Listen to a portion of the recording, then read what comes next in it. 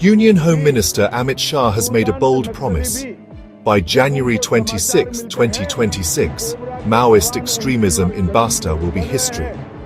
Now, this isn't the first time such a claim has been made. 24 years ago, Chhattisgarh's top cop declared that Maoism would be wiped out, just like communism in Russia. I remember when I was transferred from conflict-ridden Jammu and Kashmir to Chhattisgarh, which was still under the shadow of Maoist control. The Bastar I first saw was a world apart from what you'd see today. Back then, Bastar was one huge district, not the cluster of smaller districts you see now.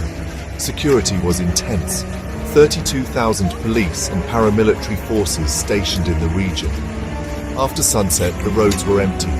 Markets only opened during daylight, and during elections, hardly anybody dared to vote.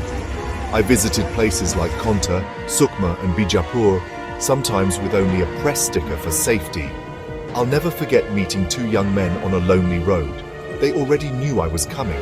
Dada informed us from Jagdalpur, they said.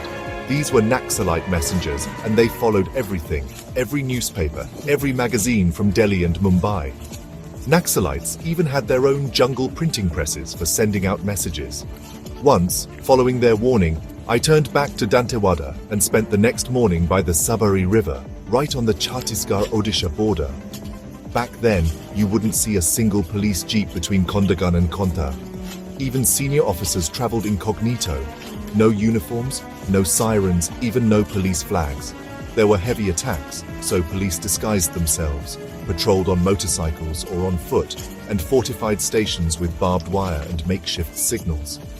There were daylight attacks, like the infamous Gidam police station looting and the killing of a superintendent of police in Rajnandgaon.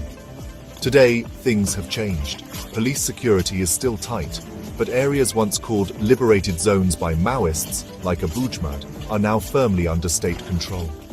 Bastar's story is far from over, but if Shah's deadline holds, we might witness the end of a decades-long struggle.